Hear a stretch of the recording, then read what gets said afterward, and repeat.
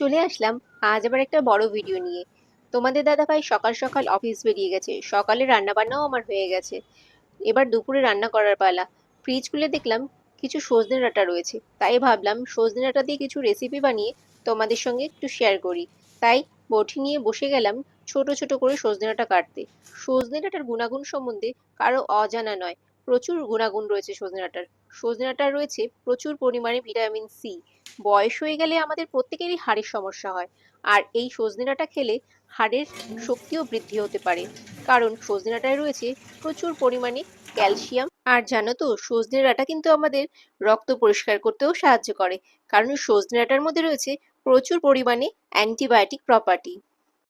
ভালো করে জল দিয়ে সজনে ডাঁটাগুলো প্রথমে ধুয়ে নিলাম।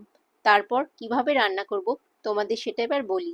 প্রথমে কড়াই বসিয়ে দিলাম, তারপরে সজনে ডাঁটাগুলো দিয়ে অল্প পরিমাণ মতো জল দিয়ে দিলাম।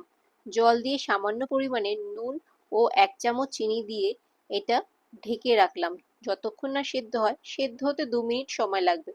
তারপরে সেদ্ধ মোটামুটি দেখো, এখানে সেদ্ধ মোটামুটি হয়ে গেছে, নরম হয়ে গেছে। এবার গ্যাসটাকে বন্ধ করে আমি সজনে ডাঁটাকে নামিয়ে নিলাম। কড়াইটা আবার একটু পরিষ্কার করে জল দিয়ে ধরে নিলাম, কারণ সজনে ডাঁটার মধ্যে একটা কষ আছে, সেই কষটা লেগে গেলে তেল দিলে আবার পুড়ে উঠবে। তাই ধুয়ে অল্প পরিমাণ মতো তেল দিলাম, কালো জিরে ও কাঁচা লঙ্কা চিড়ে দিয়ে দিলাম। এরপরে সজনে ডাঁটাটা তেলের উপর দিয়ে দিলাম, দিয়ে সামান্য পরিমাণ মতো হলুদ দিয়ে দিলাম। এরপর এটাকে নেড়ে ছেড়ে একটু ভাজা ভাজা করব। ব্যাস, তারপরেই রেডি হয়ে যাবে সজনে ডাঁটা ভাজা ভাজা।